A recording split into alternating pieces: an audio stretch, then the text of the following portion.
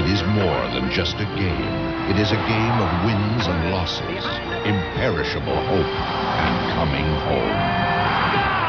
Baseball. It's the game of our lives. Available wherever video is sold.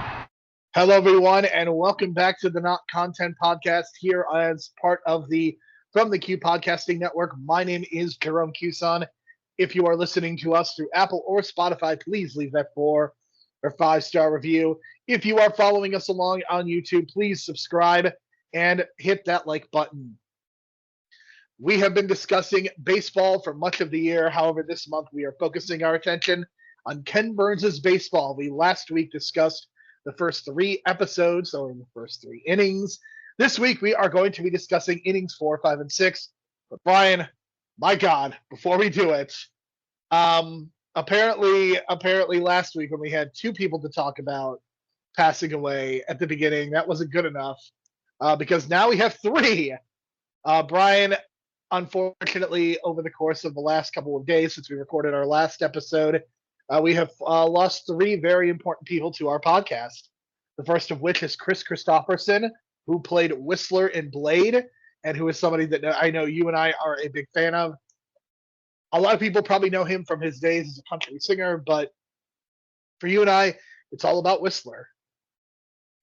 It's weird because he's also known for being an incredible singer-songwriter. And it's weird, like a generation looks at him as Whistler, and then the previous generation looks at him as like Barbra Streisand's man in that remake of what was that? The Lady Gaga remake. What's the name of that? Star is Born. Star is Born. Yeah, and that was like the 3rd iteration of Star is Born too. So, man, he's had quite the career, and his son's a wrestler. And I mean, what could you say about the guy? He's like a legend, and he stayed in great shape all his life, and he maintained this like incredible, handsome look for his age, I would say. And man, just like the timing of Blade and the comeback of Blade this summer that no one absolutely saw coming, it just makes it like, it's unfortunate because we could have had a Whistler cameo and some of these multiverse Blade stories that they were trying to, or possibly were going to tell in the future. I don't know, but you could have had a cameo from Chris Christopherson in some form or fashion. I think that would have been incredible. It's too late now, unfortunately, but man, he's quite the legend. And look up his songs too. I forget the list of songs he's made in the 60s and 70s, but I think he's got a lot of credits to his name that you'd be surprised about. I got to look it up, but I'm pretty sure like he's one of the unsung heroes of singer-songwriters in the 60s and 70s. All right, so unfortunately, we also have to talk about the unfortunate passing of John Amos. And this John Amos story is very controversial because there is a very real possibility that he may have passed over a month ago. And there is a huge scandal involving his family that we certainly do not have time to get into, but that is unfortunately the reality of his situation. But you and I really talked about him when we talked about Coming to America, as well as Die Hard 2. Just a legendary performer, a titanic force in the Black community in terms of what he's done in TV and movies. And it's kind of sad that we lost James Earl Jones and John Amos in such a short amount of time, given their legendary scene in Coming to America. Yeah, man, it's another unfortunate thing too. And I keep thinking like the Good Times thing, and it's a whole different discussion, but did he get screwed over, right? Did he want to leave? You know what I'm saying? Like the whole idea of his character dying 2 seasons in or whatever it was in Good Times. I'm not a Good Times fan, but when I heard that story, it just seems like so odd that the star of the show would just get killed off like that, right? It's just one of those weird things. I'm going to look into it more, but I always thought that was like one of those screw jobs in Hollywood types of things. But, I'll always remember him as Die Hard 2, right? Very untrustworthy in Die Hard 2. A lot of those characters are very untrustworthy in Die Hard 2, but that's like the role that sticks out for me the most. I don't know why. I guess because my grudge with Die Hard 2, but it's filled with good character actors, so I don't know. But the Coming to America has those great scenes with him and James Earl Jones. It's just unfortunate, man. And again, like, I don't know. Did he...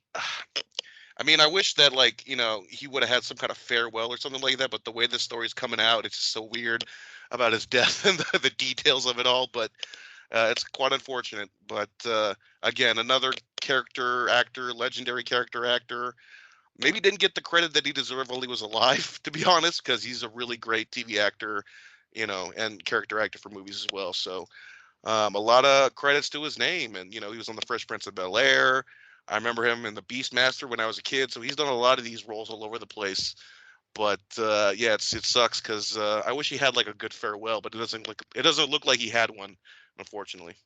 Yeah, unfortunately, he did not get to get John Ashton. Of course, we talked about him last week.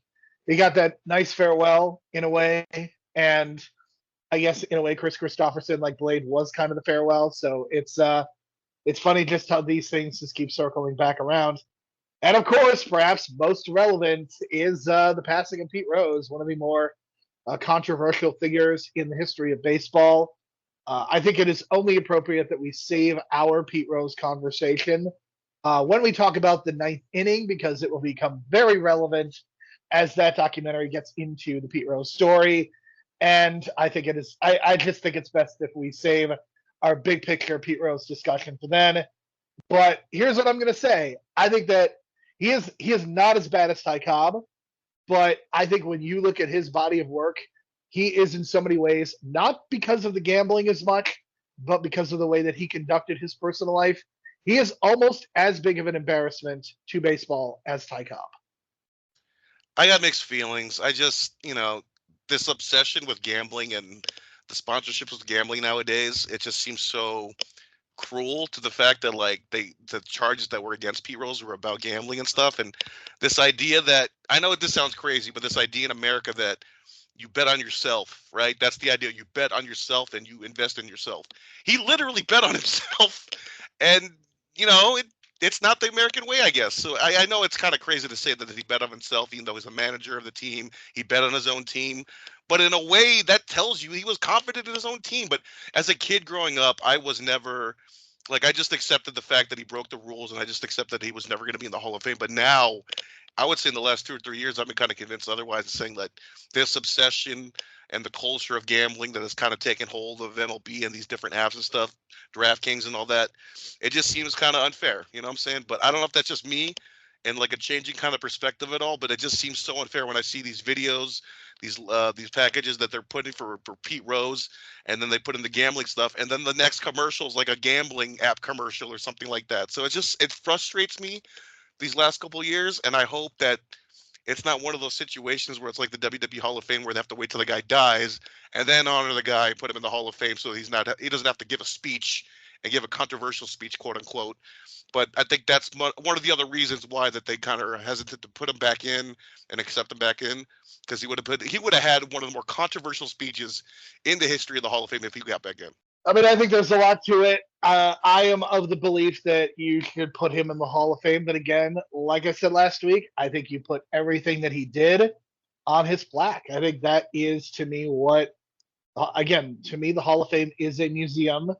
I do not think the Hall of Fame should be making moral judgments, but I also think that if Pete Rose, given the not just the gambling, but also the things that he has done to numerous women over the years, that is part of his legacy, and that should hang on him like a scarlet letter, in my view. So I think that might be the best way to handle it. But as I mentioned, we will discuss it more next week, next week. But Brian, here tonight, we are going to be discussing episodes 4, 5, and 6.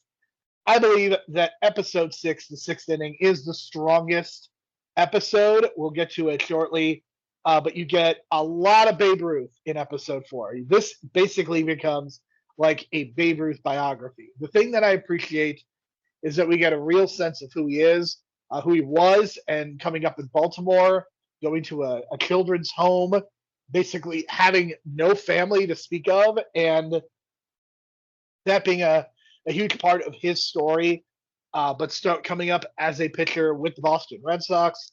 And then, of course, one of the most famous trades in the history of pro sports, which led to the curse of the Bambino, as it has come to be called. Babe Ruth traded to the Yankees, and then his career completely takes off as he transitions from being a pitcher into a full-time hitter and sets numerous home run records for the time, and basically becomes one of the most important baseball players of all time and becomes an icon in the history of sports as well. Yeah, man, I love Babe Ruth. I'm not a big fan of the Yankees, but I am a huge Babe Ruth fan. Just that aura. I mean, his presence. He's almost like, I compare him to Andre the Giant. He's more like a Hulk Hogan. The Andre stuff is more the mythical stuff in terms of him eating like 6 hot dogs in a single setting, or like drinking a bunch of Coke, and then eating all this junk food and then hitting a home run kind of thing. That kind of leans into more the Andre mythical hero kind of stuff. But he is more like the Hulk Hogan, like Jerome was telling me before we recorded, because he does change the game. They changed the rules of the game for him, because he's just so good. They had to change certain rules and aspects of the game. Um, and I think that sticks out the most in terms of like the all-time greats for me. I think Babe Ruth is the greatest player of all time, only because it's more than what he did for the game. It's what the game had to change around him, and how he changed like the perspective of the game, and how he kind of resurrected, I won't say resurrected, but got the popularity of baseball back after the scandal, which, it's so weird considering what happens in 94, and then it takes another, chase at the home run record to get people watching, baseball again. So it's just this weird cycle that happens in baseball where like a scandal happens and something in terms of like a home run hitter brings everyone back. It doesn't really happen nowadays, because like nowadays it's more about extra stats, like with the Ohtani thing. It's like, yeah, he did hit 50 home runs, but the 50 steals to go with it is just as incredible. So there's a little more to it now in terms of like drawing people in, obviously. But Babe Ruth definitely drew people back. And I do want to point out that in the documentary, they do point out that like this whole thing with the Boston Red Sox, this curse that started in 1918, is really just poor management. Like the guy sold 5 of his players, including Ruth, 5 of his best players, to the Yankees. So obviously your team is going to sink down a couple levels after doing that. And the guy did it. The owner of the team did it because he was investing in plays at the time on Broadway as well. So he was selling a player in order to invest in a stage show, and use that money for the stage show. So it's just ridiculous. Like the guy, I forget the owner's name, but he had his priorities not straight, and that's how this whole curse of the Bambino comes about. And in reality, I think he would have done just as big for baseball if he stayed with Boston. But then again, in Boston, they wanted him to pitch more. When he went to the Yankees, they kind of de-emphasized the pitching for him. So that kind of changed, history too as well. But let's not forget that Babe Ruth was also this great pitcher, and he has the stats to prove it for like a 4-season span or whatever it was. It's just incredible. And it is similar to Ohtani. But Babe Ruth has had, I don't know, if you compare the styles of play, Babe Ruth and Ohtani, I think Babe Ruth definitely has that more casual, fan-friendly style that people kind of emulate, and he emulated this swing off of Joe Jackson, right? So, again, going back to Shoeless Joe Jackson, it all kind of comes together, but this is definitely one of the stronger episodes for me just because of this mythical tale of Babe Ruth, and just some of the contract disputes that he was having, too. I thought that was very fascinating for the time, and like how a bad season, he had to go into full Rocky 3 mode and come back and just he took a year off. You see that footage of him in the cold just doing like man work, kind of like what Rocky did in Rocky 4 as well. So I like that little connection there that I put in my head. But yeah, this was a very fun episode. And you can kind of tell that like John Goodman was not the guy to play Babe Ruth. And I hate to say that, but he was just too big to play Babe Ruth. Babe Ruth is 6'2". John Goodman's like 6'6". So, there's that height difference. And I don't know. I just feel like, I mean, who else are you going to get to play? I mean, that movie has many other problems besides. Right, but I mean, the guy from The Sandlot, I think, felt more like Babe Ruth than John Goodman did. So, I mean, it just depends on the character of the facial characteristics as well. But it's really hard to cast the Babe Ruth. I think the issue is like all biopics, it tries to tell the whole story and doesn't just focus on a certain period of time. Like if you're focusing on Babe Ruth at the end of his career, like perhaps that is more interesting than just trying to do a full biopic. So some other things that are discussed. There is a lot of discussion of Negro leagues, and I think that's really important just to kind of contrast with what is happening in white baseball, understanding that black baseball is so important and so relevant. And part of me really wonders like the impact that this documentary had on Negro League baseball history and just really bringing it to the forefront. Like what impact did this documentary have on that? I would be so curious to know because it is very, very much celebrated. And I think part of it is because baseball has really struggled to maintain consistent players, black players. So I would just be very curious to know. Something else that I really like is that they kind of talk about the end of a lot of careers, and they talk about Walter Johnson in the World Series.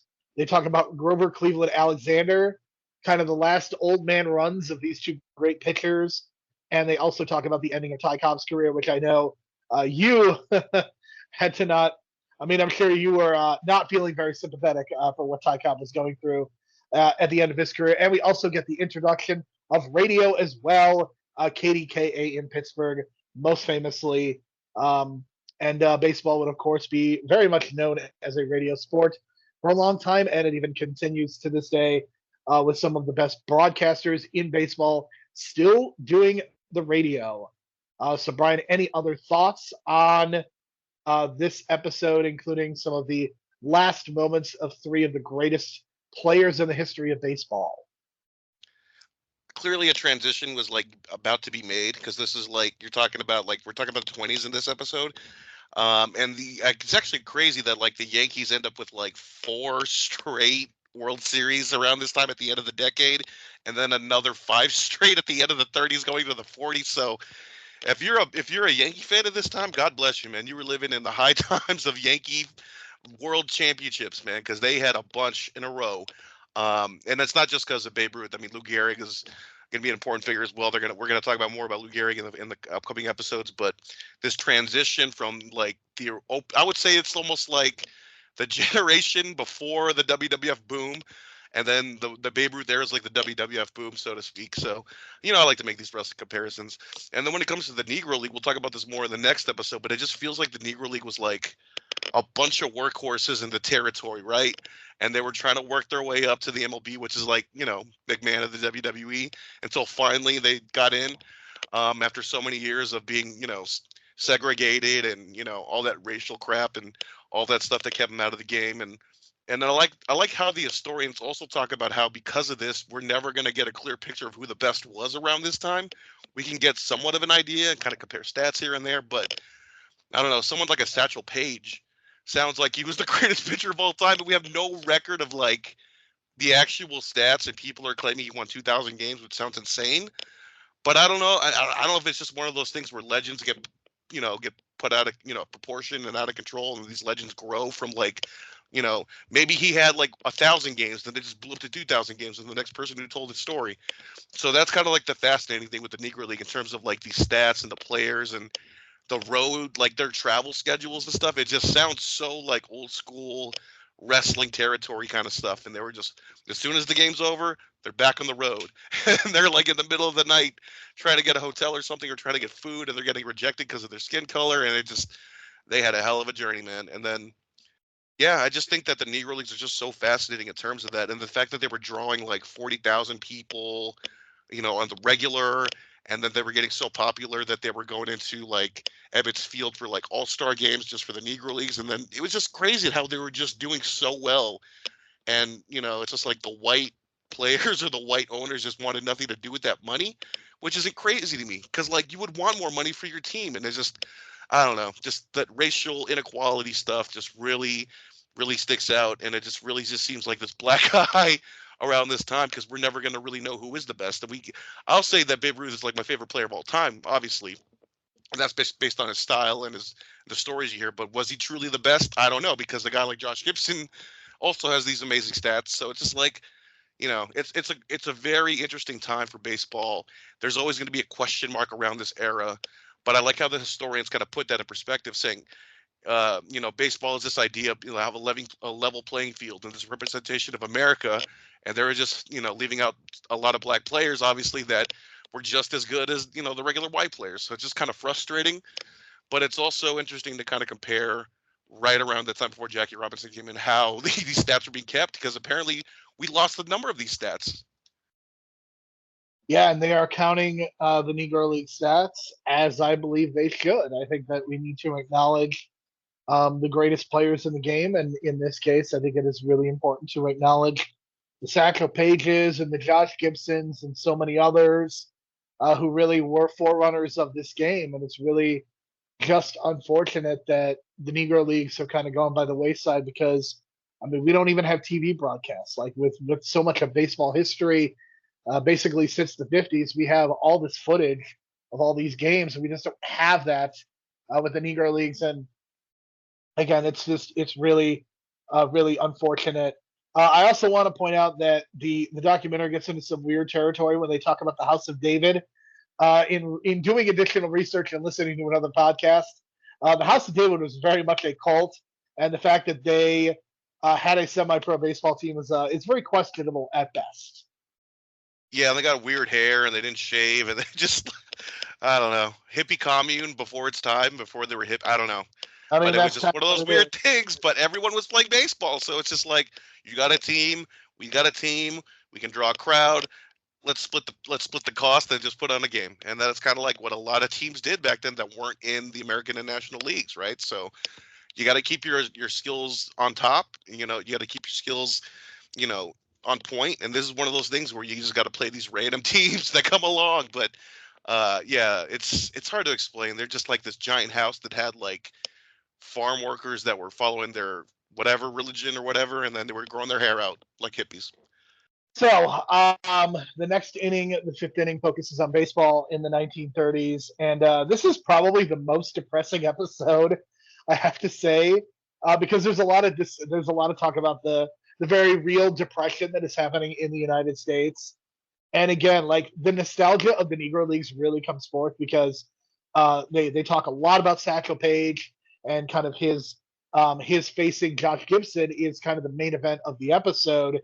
But like Babe Ruth, like deteriorating before our very eyes. I mean, that's pretty sad and pretty depressing.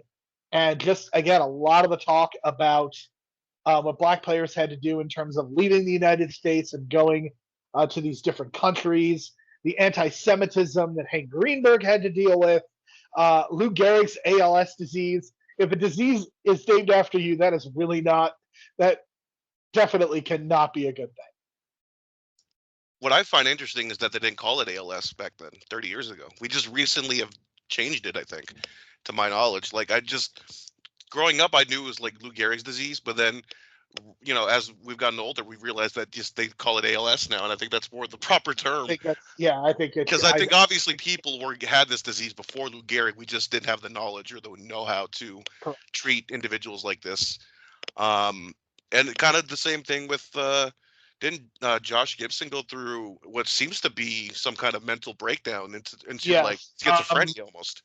I mean, the big thing to me is that when you look at the circumstances that so many black players and even black leaders have had to go through, these kind of psychotic breaks are sadly not uncommon, and I'm sure that alcohol plays a huge role in it as well. It's really really sad, and again, it's what happened to Josh Gibson is criminal, and I think the absolute least that we as a society can do is to say, like, you are considered to be one of the greatest baseball players of all time, and here is that signifier when we redo the home run list, and you are now a part of it, and that to me is the way it should be. And yeah, what Josh Gibson had to go through is it's really really bad. Yeah, and this idea that this chapter is called Shadow Ball, and it's basically this idea of like a pregame kind of ritual that a lot of the Negro players were doing. It's basically just kind of like, you know, like air guitar except with baseball. You know what I'm saying? Like a fictional ball that's not there, but you're just going through the motions so well that the crowd is imagining there is a ball there from a far away distance, kind of like an optical illusion. I thought that was really interesting because it kind of reminds me of like the Harlem Globetrotters kind of approach to basketball, where it's just like kind of showmanship and kind of thing like that. But then I think the great part of this episode is like the main event that you say, this mythical legend between Josh Gibson and Satchel Paige. And I can't help but think of Major League 2 because that's the exact thing that happened in Major League 2. And I went on this rant like 2 weeks ago that no way a player would ever do that. And apparently Satchel Paige did, man. So the story goes, they were facing off on opposing teams. I think it was an All-Star game maybe or something like that. But Josh Gibson was like 2 batters down. So Satchel Paige walks the first 2 batters on purpose. And I kept thinking, no way this ever happened. And I don't know, the way Buck O'Neil was telling the story, and I guess this is where Buck O'Neil gets to shine because he really tells some good stories in this episode. This is Buck O'Neil's moment. Like, I mentioned that he was the breakout star. I hope you understand this is like that 3 minutes is why. Yeah, because this story is incredible the way he tells it.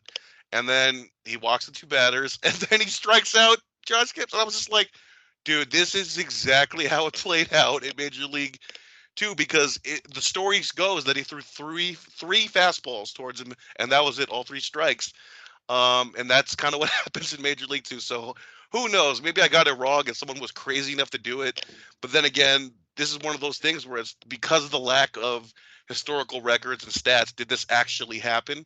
But apparently Buck O'Neil was there, so I guess we gotta kind of take it as fact. But it's such a fascinating story. It's like one of those stories again you hear about like Andre the Giant or something like that, and it's just like no way that happened. But I guess in this case we're gonna have to take it as face value because the lack of records. But it's such a great story. It just makes me think I guess people are that crazy, and I guess his manager just didn't care and just let him do it because I guess it was like an all-star game or something. But I guess there is a record of this happening where someone just walks 2 people just to get to the guy he wants, and it's like a personal vendetta kind of thing going on. But that's such a fascinating story. And like I said, this is the episode that also kind of shows how the Negro League is like workhorses, having a game at 4 p.m., getting on the bus. In this episode, I think that's really interesting. But there's a lot of myth making in this episode because they also cover Babe Ruth and whether he called his shot at Wrigley or not. So there's a lot of that in this episode. And again, it kind of breaks up. Again, this episode is really sad.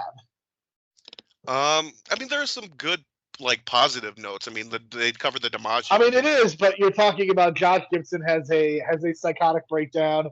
Lou Gehrig literally deteriorates before our eyes. We're talking about anti-Semitism, racism, and I guess there's some of that in all the episodes, and I think there's a melancholy feel to other episodes too, but this one just feels like really underlying a lot of it. Well, I will say this. Watching the Joe DiMaggio part makes me think that the record can be broken. I just don't know the type of player to do it. I don't think it will be. I don't think a power player can do it. It's got to be a guy who's almost like the. You just don't have those guys. You don't have those guys anymore. I think if somebody was going to do it, it was going to be one of these guys like Tony Gwynn or someone of that ilk. Like Ichiro could have done it. I don't know that we have those guys in this league anymore. Like Shohei Ohtani. It's not now, but I think in the future we'll have someone to do it because it just seems to me that when he was basically what I'm getting from the DiMaggio streak is whenever he hit for power and he wasn't contacting well in the first couple at bats, he was switching it up to just make contact. And I think that's what you got to do in a lot of these games where it's especially what I've heard lately in the last, 2 days of baseball that I've watched in the playoffs. A lot of these big hitters nowadays are just swinging for the fences and not just focusing on contact. And I think that's really key because when I was a kid, I was one of those big players that was just trying to swing for the fences all the time, not realizing it's just making contact can just be just as effective. So I think if you kind of switch that mentality out to some player that will get it and not be a big dude, you know what I'm saying? Maybe I would think that the way that these players are coached, I think they're taught Walker home run. I mean, that I think is what kind of the value. And I mean, it sucks. It makes for a very boring brand of baseball, but this is kind of where we're at. The episode ends with the Hall of Fame and the very first class. And it's pretty remarkable just to see how old some of those guys are as we've been following their journey. So that's really interesting. And yeah, I mean, again, just the idea that 1939 is the 100th anniversary of baseball. Probably not factually accurate, but again, a lot of myth making in this episode. I mean, you kind of have to when there's a lack of records, but I thought it was kind of cool. It's kind of that, I guess the first initial Hall of Fame class for the WWE when it was 95, 96, something like that. And they had that dinner. It makes me think of that, but in this case, they had it in front of the crowd at Yankee Stadium, which was really cool. And I liked how the players dressed up again and posed. That was some really cool stuff, man. Because if you were in that building or in the stadium that day, that's got to be the highlight of your baseball life going to that. You know what I'm saying? To see all those legends and stars for the first Hall of Fame. So that was really cool. I really liked that, and it was cool to see Babe Ruth. At the end of it's past his career at this point, but still him just in that pose. That was really cool. And I guess this is the episode where they revealed that Babe Ruth really wanted to be a manager and never got the shot. And I mentioned before, some of these players that don't become superstars but have long careers can end up as these great coaches based on their experience. So I don't know if they just didn't feel like Babe Ruth was the kind of guy that can bring the best out of his players or whatnot, but that would have been a really interesting post-career move for Babe Ruth. But I don't know if he had the patience for it, but because he seems more of I like an think it's individualistic player. genuinely insane that somebody who wanted to be a manager like Babe Ruth, and I guess the Braves did this to an extent, but why wouldn't you bring him in just for the publicity alone? Especially if you're the one of these also ran teams. Like, what in the hell do you have to lose? So yeah, it's really stupid. Just the execution of that is very poor. But something that we did not mention, we did talk about Branch Rickey kind of reinventing baseball, bringing in the concept of the minor leagues as well as spring training. And this is important because the sixth inning really is Branch Rickey's kind of moment to shine as he brings Jackie Robinson into Major League Baseball. That really is the focal point of of episode 6. Episode 6 kind of starts by going over the 1941 season, one of the most important seasons in the history of baseball, and basically regarded as kind of this last summer of innocence, because of course 1942, 3, 4, and 5 would very much be marred by the real life events of World War II.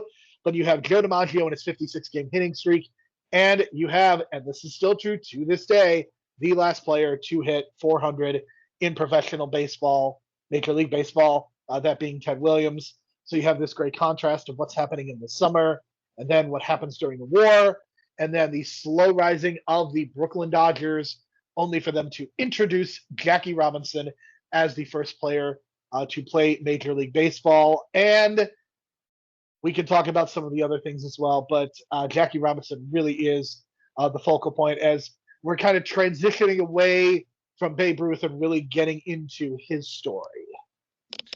Yeah, really quick though, you want to do Ted Williams first? Because I feel like he was the first part of this episode, and I mean, very I don't know. much so. It's weird, like it's weird how they focus so much of Ted Williams on 1941. Then they kind of talk about him at the end of his career, but they don't really talk about like the middle.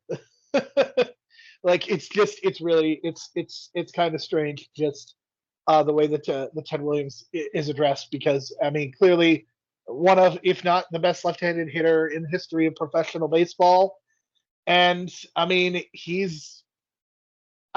kind of a Bret Hart type, but I think he's a little bit too, like he's a little bit more cantankerous than Bret Hart. I know Bret Hart gets accused of kind of being that, but I think Ted Williams is very much of that ilk because like technically he was one of the best hitters of all time. I got a Sting vibe from him just because how cool he is, and I mean that in the most sincere way because growing up, I was obsessed with that 2004 Boston Red Sox team, and when Ted Williams came out, I was like, this old man is like so cool, and like the smile on his face, it's like every baseball player wanted to be around him when he came out of the field. And then because of the timing of this, he was able to give this amazing coherent interview and perspective on his career for this documentary, and I was just blown away by his like cadence and the way he presents himself and his like the way he chooses his words, his diction. Like it seems like he's a very well spoken dude, and it's like he's a really cool guy. And the fact that he stuck with the Boston Red Sox through all that, and that he didn't like get sold or get traded to the Yankees, is like, to me it's like that Sting thing. He was there till the end kind of thing. Like Sting was with WCW. Despite all the ups and downs, and despite losing in the World Series and having a bad World Series that haunts him that haunted him till like the day he died, probably. He talks about it, having a bad World Series and batting 200, and how that affected his team, and how like he just didn't want to go. Like basically they created a shift in the infield because he was just hitting in the right field all the time apparently, and he just didn't care that they were doing the shift, and he didn't even think about hitting opposite field, in which that's just ego. And he kind of admits it in the interview where he's like, I batted 200 and I could have done better. And they talk about how the shift happened in games, 6 and 7 or something, and it completely changed the momentum of the games. And then he hit 200 overall. And it was like, wow, that sounds like almost like a Stargate 97 kind of like, oh, such disappointment. You're there. You could have had it, but you had this shitty kind of ending to it. So I kind of see the Sting Ted Williams connection, but yeah, 400 I think is never going to be done again. Like, I think the highest I've ever seen in like my lifetime is like 340, and that was like what Manny Ramirez. Um, yeah, it's gonna be tough because you got to be. Yeah, it sucks. It's got to be like on point. You got to be 3 for 4 maybe every other game, and then the worst you can do in a week is like 1 for 4. You know what I'm saying? Like never having an over 4 game is going to be impossible. Yeah, I think. it's really difficult, especially with the way pitchers are and the specialization of the game. That is definitely something to be concerned about. But like I said, Jackie Robinson really is the focal point, and I think he deserves to be arguably one of the most important baseball players of all time.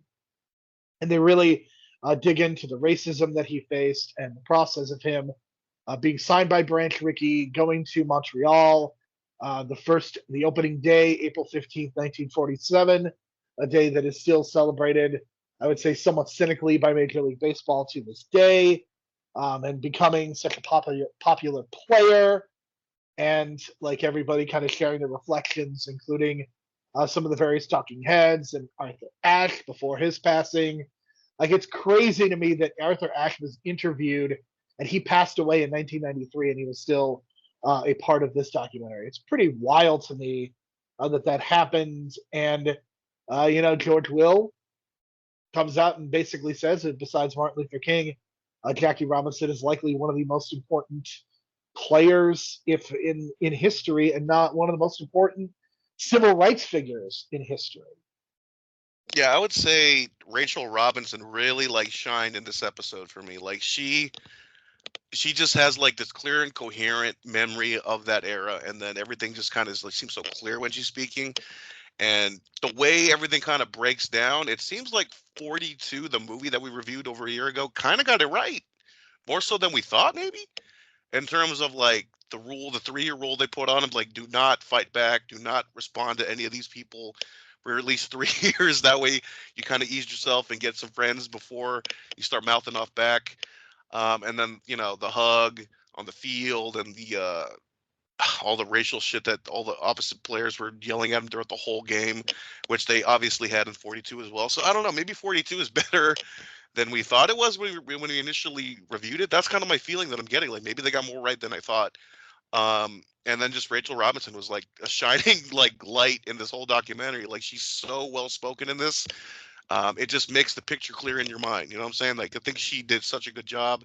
And yeah, I think that's true. Like Jackie Robinson is probably the second most important figure in terms of like, racial and, equality next to Martin Luther King. Because I mean, it just changed the perspective of things, right? And then once one domino falls, another domino will fall, and that leads to the 1960s pretty much, or the 50s and 60s pretty much, with finally black players able to play. And they talk about how Jackie Robinson literally changed like base running. Like he literally, like the idea of stealing a base wasn't that big of like a technique or an ability in baseball before Jackie Robinson like took advantage of it. And they talk about how even just a base on ball, he could steal the second, get a pop fly, get down to third, and then either steal home or wait for another pop fly and basically get a fucking run, a single run manufactured without having a hit, which essentially is what small ball is. And it's kind of interesting now that as of this recording, we just saw the Detroit Tigers beat the Houston Astros in probably the most incredible 2-game small ball example that we've seen in recent memory. Like they won the first game 3-1, and the next game was like 5-2, and the Tigers had hardly any hitting. It was ridiculous, and it's all about their incredible starting pitching and the relief pitching And their bullpen. The Detroit Tigers are going to be really interesting to watch just because they feel like the very antithesis of so many of these other teams. And I mean, again, if you get hot, that's what it feels like. Those are the teams that feels like that win these days. Is it's not about having the best record. It's just about getting hot at the right time. And perhaps the Tigers have done so. We kind of get the end of Babe Ruth's story as he passes away in 1948, very prematurely. And I have to say, listening to Babe Ruth and his gravelly voice haunts me, man. It is, I talk about some dark stuff in the 30s, but hearing his voice as on his day and seeing him like super thin and gaunt in his uniform, I mean, it's just, I mean, never will you see the idea of facing one's own mortality than seeing Babe Ruth at the end of his life. Yeah, I kind of get that same feeling when I see Brian Hildebrand.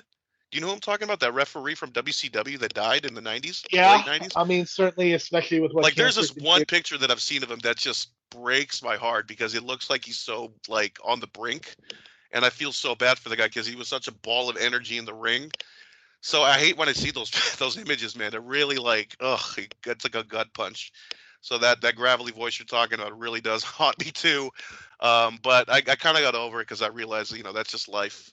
And one day we're all going to go through that kind of transition. So to see Babe Ruth, oh, it was just heartbreaking because it's kind of like that Andre thing, just larger than life character, dies early, overindulged, overindulged with women as well. But yeah, just that larger than life feel, and it's just gone. But um, it's just kind of weird that the day, or he died, what, 48, and Jackie Robinson debuted in 47. So it's just this weird transition of like one icon to another kind of thing. So yeah, that's kind of the way I kind of see it, as like this passing of the torch, so to speak, unbeknownst to Babe Ruth. Obviously, it's just kind of the timing of everything. But yeah, it's just really unfortunate. But Jackie Robinson, man, like I said, made a difference in terms of base running, and they had that run in the first, 2 years he got there. No, the first year he got there, they went to the World Series. And I like how Vince Scully talked about Ebbets Field, and for some reason, it just reminds me of PWG and the Reseda Legion Hall, and how we went from there to this bigger venue across the way, but it just doesn't have that same magic and feel as Ebbets Field, right? I mean, yeah, it's just it sucks that, and we're going to talk about this actually in episode 7. What happens to the Brooklyn Dodgers and kind of the tragedy of that entire circumstance. But I think this I think is the strongest set of episodes that we're going to talk about, just because I think you're seeing so many different transition points and finally introducing black players into the game. There isn't as much labor conversation, but that is going to be a huge focal point of the next 3 episodes. We will definitely be having a chance to talk about labor issues, the greatness of Marvin Miller, and how important he is to professional baseball, plus gambling coming back to rear its ugly head with Pete Rose. So there is that to look forward to. But I think it's really great that we have one episode that is so heavily focused on Babe Ruth. We have another episode kind of so heavily focused on the Negro Leagues, and you have this episode 6 that is just kind of bringing it all together and kind of paying those things off with, Jackie Robinson entering the game as Babe Ruth is unfortunately exiting. And I think again the storytelling is as good as the first 3 episodes, if not better, and just the way they pay things off. And I mean, really, when you get Buck O'Neill telling the story the way he does, that literally is the only way that you can end that episode. Even though it happened in the 40s, but they covered it in the 30s episode, I totally get why they did it that way. It would not have really made sense to be in the 1940s episode, I don't think. Yeah, I think the way Ken Burns put this together in terms of structure, it fits the narrative well. Rearranging, you could rearrange it a little bit, but I think the way he put it together, it's just the themes and the stories connect, and that's kind of what you want in terms of like a documentary. You don't want to have these random points where like certain narratives stop, and then you create a whole new narrative part of the documentary about this whole other storyline. It's better when it just kind of flows and connects together. So I think the editing's, as I mentioned in last week's episode, the editing on this documentary, or 9 documentaries, whatever you want to call them, are just incredible. And technically, like, again, I'm still watching these VHS versions, but it just seems so You're still on that, huh? hey, it flows, man. That VHS hum, but I could just tell the way that Ken Burns put this together in the early 90s is such that old school way of doing documentaries that it's kind of a lost art, I think, in terms of just taking a camera, zooming in on an old photo, zooming from the top to bottom to make it look like it's moving, and then having this amazing voiceover with the music and just setting the tone. I mean, Nowadays, it this just is seems like it's interview it's heavy. 5 years. They literally did this from 1989 to 1994. Yeah, they took their time, and I think modern documentaries are just different in terms of like the more investigative reporting type documentaries nowadays instead of like a true Well, I history. think documentaries have much more of an agenda, and there's an access play with so many of these as well. Like you're doing a sports documentary about a specific athlete, and that athlete kind of has skin in the game. I even think about something like The Last Dance, where Michael Jordan, whether people want to admit it or not, clearly had an influence on that documentary, and it affected both the perception and the narrative that was being told. And I mean, look, again, I think that this Ken Burns' baseball can very much be focused around New York a lot, but I think that they're still able to kind of cover a lot of different topics. And maybe next week we can get into like what we wanted to see more of. But I think focusing on the Negro Leagues as much as they do alone makes this worthwhile. Yeah, I would say like the one criticism I'd have for these couple episodes is just they didn't kind of mention this amazing run that the Yankees went on. They mentioned that DiMaggio and all that and Gehrig retiring because of ALS, but they forget to mention that at the end of the decade they went four straight, yeah, which is incredible. And then they do another five straight like 10 years later. So maybe they'll mention the next episode. We're But I thought gonna. that was a I really mean, the odd thing they didn't cover. 1950s is literally basically covering like the Yankees, the Dodgers, the Giants. That is the majority of the episode. So you can you'll definitely get a lot more of it because again, the 1950s, you have the Yankees winning 5 World Championships in a row. You have the Big Willie Mays catch. You have the Dodgers and Jackie Robinson finally winning the World Series, and then both the Dodgers and the Giants going to the West Coast. So that is what we have to look forward to in that episode. You'll get more of that Dodgers perspective from my end because, yeah, I've been to Dodger Stadium in obviously different decades, and I've seen the changes at the stadium, and it's quite the park, I'll tell you that. And it's, we'll talk about it next week, but the parking structure is insane. All right. Any other thoughts? I would definitely like if you were only to watch one episode, I would say episode 6 because that really That's the covers one. I would historical agree with you. records and like historically Jackie Robinson and the end of Babe Ruth and all that. Because I vaguely recall probably watching some of these clips in like high school for like history class. For some reason, I distinctly remember that gas story. Did they do that in 42 where he takes the pump out of the bus? Was that in Yeah, 40? I mean, the thing is, Brian, you have to understand that Ken Burns, like 20 years later, he did an entire 2-part series on Jackie Robinson.